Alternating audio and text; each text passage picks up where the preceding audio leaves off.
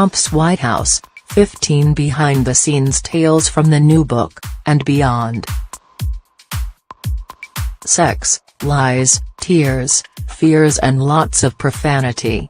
All of that and more is in Michael Wolff's new book, Fire and Fury, Inside the Trump White House, to be published Tuesday by Henry Holt.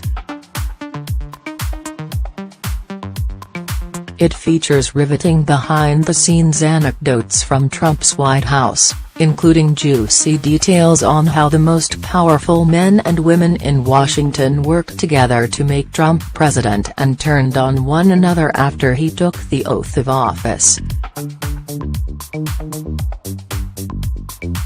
Here are a few of the many revelations from the 310-page book.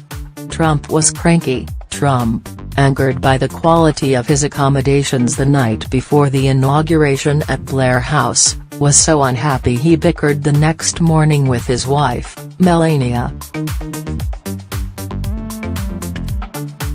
Too hot, bad water pressure, bad bed, Wolff wrote. Throughout the morning, he was visibly fighting with his wife, who seemed on the verge of tears and would return to New York the next day. Almost every word he addressed to her was sharp and peremptory. Separate bedrooms. The Trumps are sleeping in separate quarters in the White House, the book says. According to Wolff, that hasn't happened since the Kennedys.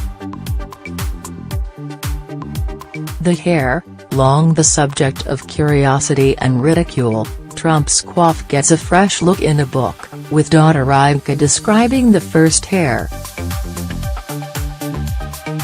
An absolutely clean Pattaya-contained island after scalp reduction surgery surrounded by a furry circle of hair around the sides and front, from which all ends are drawn up to meet in the center and then swept back and secured by a stiffening spray.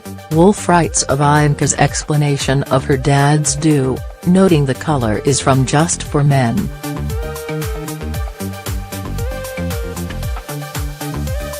The longer it was left on, the darker it got. Impatience resulted in Trump's orange blonde hair color.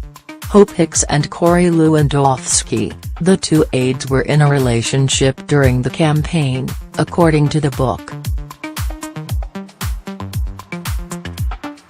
Lewandowski, who managed Trump's presidential campaign from its start to April 2016, and Hicks, a campaign spokeswoman who is now Trump's White House communications director, had an on-again, off-again romantic relationship, Wolff wrote.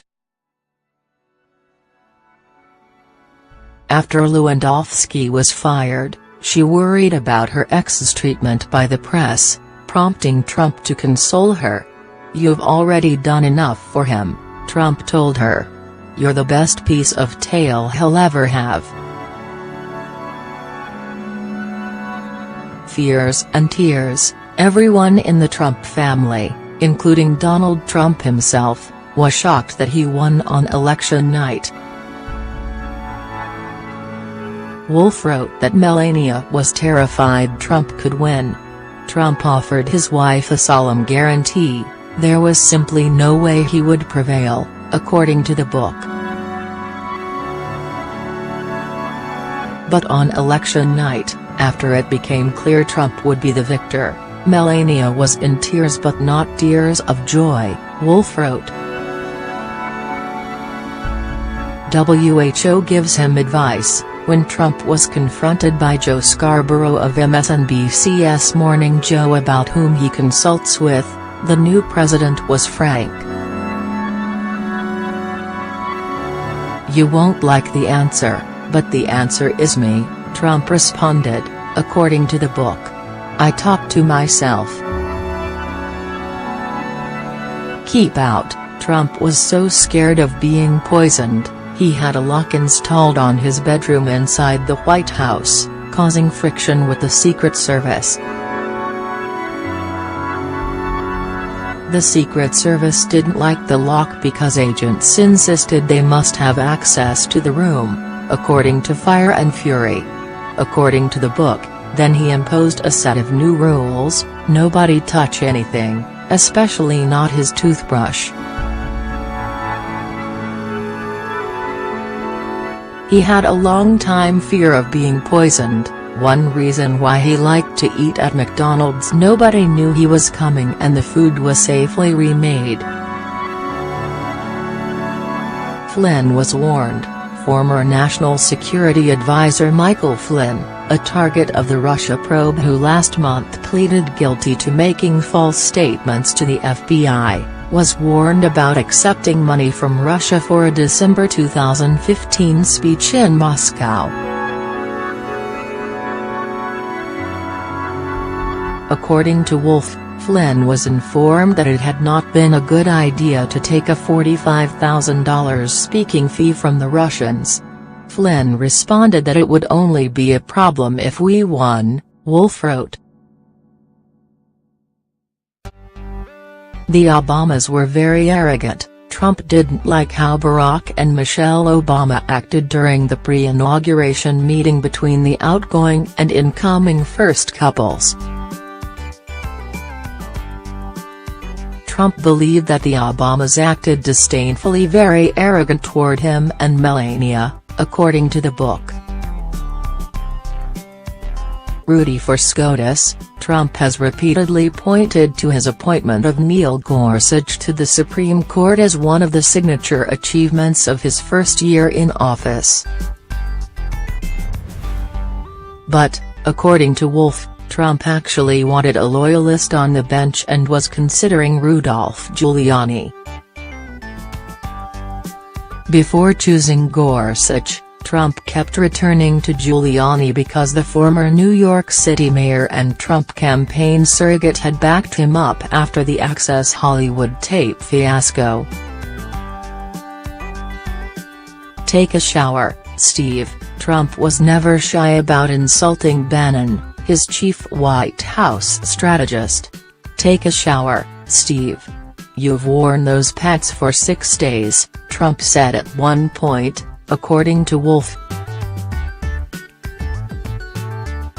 Jared and Ivanka wanted Comey out.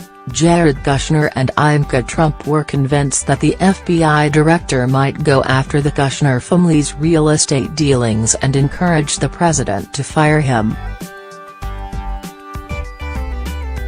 The book says that Comey became the focus of Trump family discussions and they feared he would rise by damaging them. Trump thought firing Comey was heroic. Trump was initially pleased with his decision in May to fire Comey, even though it quickly led to the appointment of Robert Mueller as special counsel in the federal Russia probe. The president thought that ousting Comey would show he could stand up to the FBI, Wolff wrote. Trump wanted to attend the White House Correspondents' Dinner. Trump skipped the annual celebration amid a very public feud with the media. But Wolff writes that Trump actually wanted to participate and sought from aides the latest news from the celebration as it was occurring, asking for updates on the jokes. Everyone hates everyone, basically. Wolff paints a clear picture that alliances inside the White House are scarce and venom is omnipresent. Chief of Staff John Kelly doesn't like Trump's family, he writes. Gary Cohn has contempt for Kushner, and Trump himself even has wondered at times when Kushner and Ivanka might quit. Kelly's long-suffering antipathy toward the president was rivaled only by his scorn for the president's family, Wolff wrote.